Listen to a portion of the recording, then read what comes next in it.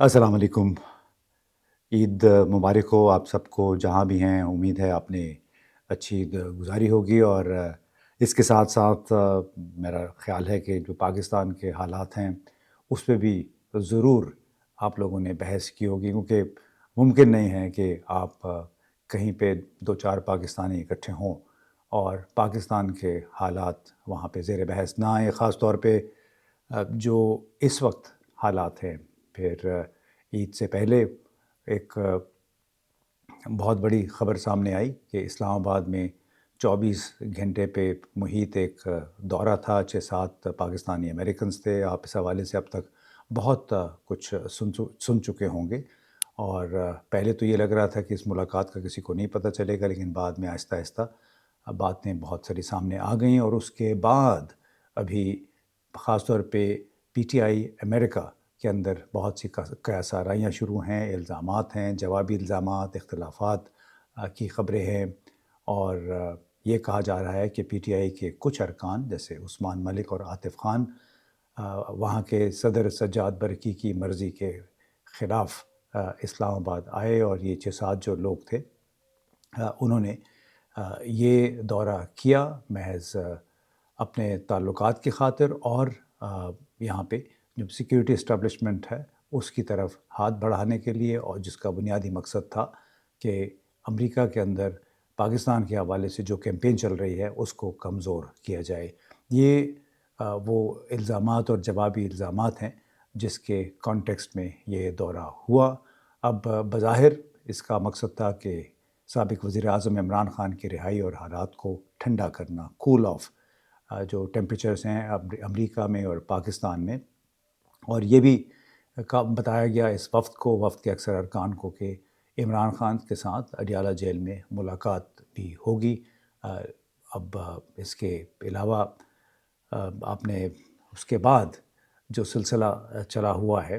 वो कोई थमने को नहीं आ रहा है और उस मुलाकात में हुआ ये जो इस्लामाबाद में बड़े खुफिया तरीके से हुई कि इमरान ख़ान से मुलाकात की ख़्वाहिश का इज़हार किया गया, लेकिन वो नहीं हुई। अलबत्ता जो उस खुफिया मुलाकात का जो आईएसआई के सरबराह के साथ हुई, उसका लुब-ए-लुबाब ये था कि अमेरिका के अंदर इस वक्त जो बड़ी शिद्दत के साथ कैंपेन चल रही है मौजूदा हुक्मरानों के ख़िलाफ़, उसको न्यूट्रलाइज़ किया जाए, लोगों के मिजाज धीमे किए जाएँ और उसके बदले पाकिस्तान की हुकूमत इमरान ख़ान और पीटीआई के दूसरे कारकुनों के हवाले से, लीडरों के हवाले से 4 से 6 हफ़्ते में कोई कदम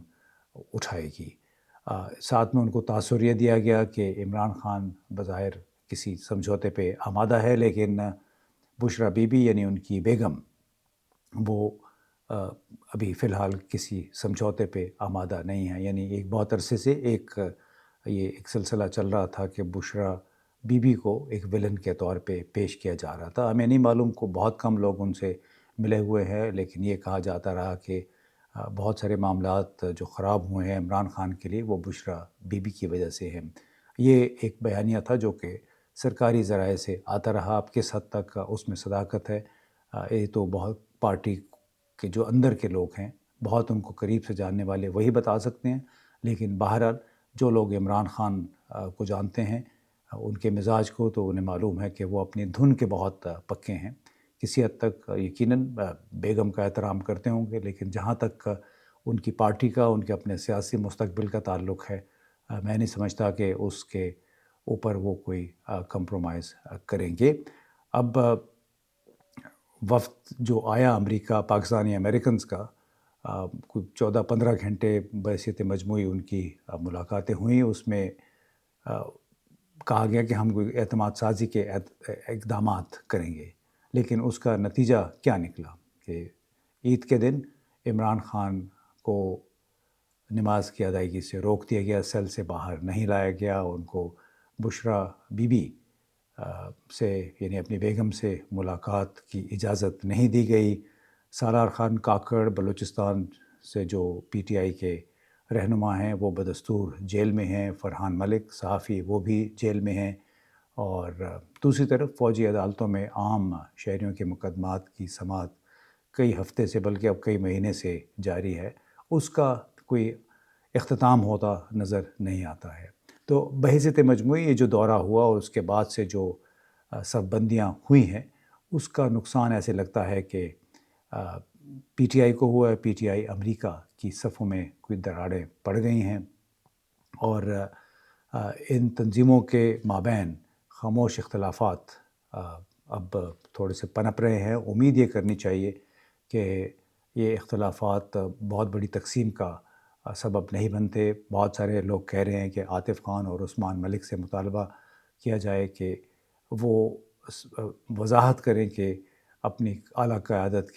کو اعتماد میں لیے بغیر یہ 6-7 افراد کا وفد لے کے کیسے چلے گئے پاکستان بغیر کسی تیاری کے۔ اس میں ڈاکٹر منیر خان، جن کا تعلق ٹیمپا فلوریڈا سے ہے، وہ بھی شامل تھے۔ اب ان سے میری ایک بات چیت ہوئی، وہ بدقسمتی سے وہ ریکارڈنگ میری نہیں ہو سکی، لیکن انہوں نے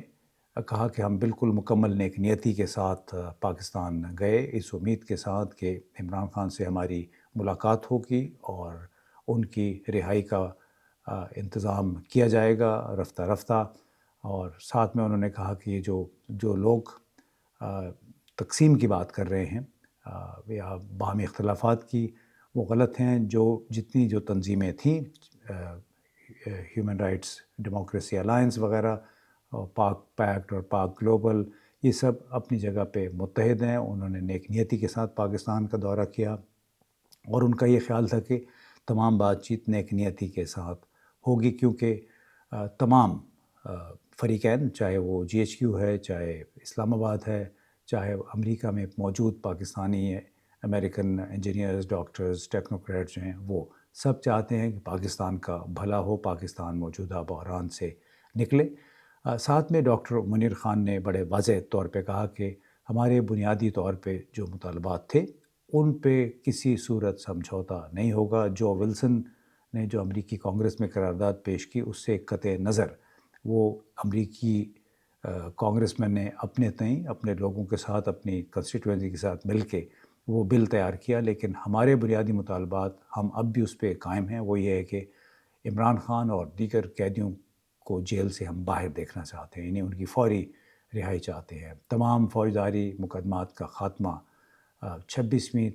ترمیم کا مکمل خاتمہ ہمارے مطالبات میں شامل ہے۔ اس طرح ہم نے بقول ڈاکٹر منیر کے آئی ایس آئی اور دیگر پاکستانی فوجی حکام کو یہ بھی بتایا کہ سید حیدر مہدی، معید پیرزادہ، شہباز گل، یہ جتنے بھی لوگ ہیں، وجاہت خان، یہ محب وطن پاکستانی ہیں، اور موجودہ بحران سے نکالنے کے لیے انہوں نے جو کچھ بھی کیا ہے ان کو آپ ایک بطور محب وطن پاکستانی دیکھیں، غدار نہیں ہیں۔ اور یہ جس کو انتشاری ٹولہ جو حوالے دیے جاتے ہیں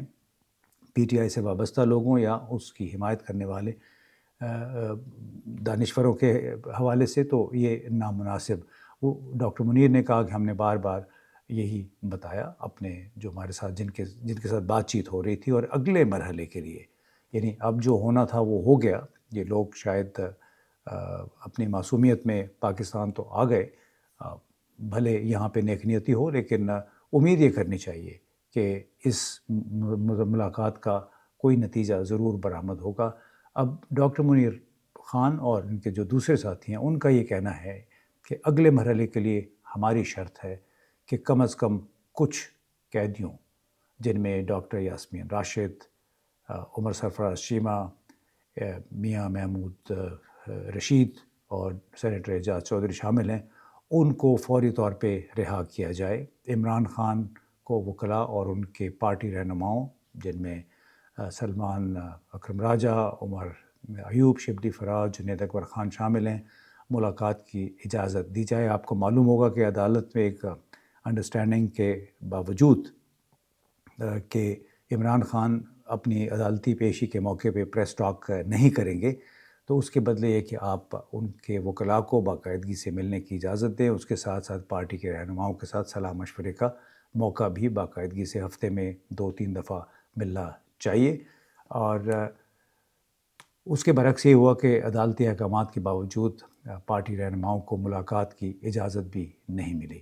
اور اب پیغام یہ ہے، ڈاکٹر منیر خان اور دوسرے ساتھیوں نے ایک مل کے ایک پیغام یہ بھیجا ہے کہ اعتماد سازی کے پہلے قدم کے بغیر، یعنی اسلام آباد راولپنڈی میں اب کوئی اگلا قدم جب تک نہیں اٹھایا جاتا وہ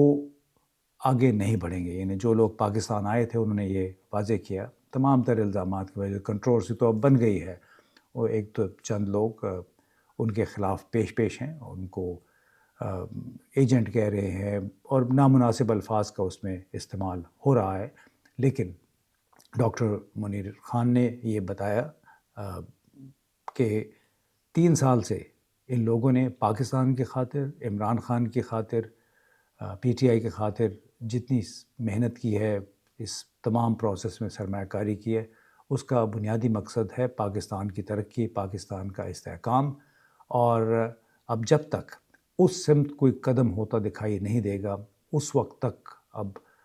پاکستان کا وہ رخ نہیں کریں گے، کیونکہ بہرحال جب تک کوئی مظاہرہ نہیں ہوتا ہے صورتحال کی تبدیلی کا، خاص طور پہ عمران خان اور ان کے ساتھیوں کے حوالے سے، اس وقت تک کوئی بھی مذاکرات ان کا کوئی مقصد معلوم نہیں ہوتا ہے۔ اور اب بڑا ضروری ہے کہ چاہے پی ٹی آئی پاکستان ہے یا پی ٹی آئی امریکہ ہے، کہ ان کی صفوں میں جو اختلافات ہیں وہ کم سے کم ہوں، اور انہیں سب کو یہ بھی یاد رکھنا چاہیے کہ کوئی بھی تحریک اگر اٹھتی ہے تو اس کے گرد ایک شخصیت ہوتی ہے، موجودہ حالات میں وہ شخصیت عمران خان ہے۔ کئی لوگ آئیں گے جائیں گے، لیکن عمران خان کا نام یاد رہے گا، اور عمران خان سے جو علیحدہ ہوگا، جو مرکز سے ہٹے گا، وہ خود فنا ہو جائے گا۔ تاریخ اس کی شاہد ہے کہ جو لوگ بھی مرکز کے ساتھ چمٹے رہے ہیں، جو عمران خان جیسی شخصیات ہیں، بڑے بڑے لیڈرز، یعنی میر جعفر، میر قاسم کو آج بھی برے الفاظ میں یاد کیا جاتا ہے، کوئی تعریف ان کی نہیں کی جاتی، جبکہ سلطان ٹیپو سلطان اور ظہیر الدین بابر یہ وہ لوگ تھے جو کہ تاریخ ساز تھے۔ اس کے علاوہ بہت ساری شخصیات ہیں، تاریخ ان سے بھری پڑی ہے، لیکن جو شخص بھی مرکز سے ہٹا ہے وہ پھر فنا ہو گیا ہے۔ اس طرح جو لوگ عمران خان کا نام لے کے اس کو غلط استعمال کریں گے یا اس کی وجہ سے فائدہ اٹھانے کی کوشش کریں گے، وہ ان کا کوئی مقام نہیں رہے گا۔ عمران خان چاہے وہ جیل کے اندر ہے چاہے جیل کے باہر ہے، پاکستان کی سیاست کا ایک اس وقت اہم ترین مہرہ ہے۔ اس کو محض اس نوعیت کے ڈائلاگ کے ذریعے یا محض خواہشات کے ذریعے یہاں سے مٹایا نہیں جا سکتا۔ تو لہٰذا بڑا ضروری ہے کہ تمام پی ٹی آئی کے لوگ، رہنما، ایک دوسرے پہ جوابی الزامات کی بجائے اپنی صفوں میں اتحاد برقرار رکھیں اور وہ کیمپین جاری رکھیں جس کا مقصد عمران خان اور ان کے دوسرے ساتھیوں کے ساتھ ہونے والی اور پارٹی کے ساتھ ہونے والی تمام تر زیادتیوں کا ازالہ کرنا ہے۔ بہت بہت شکریہ۔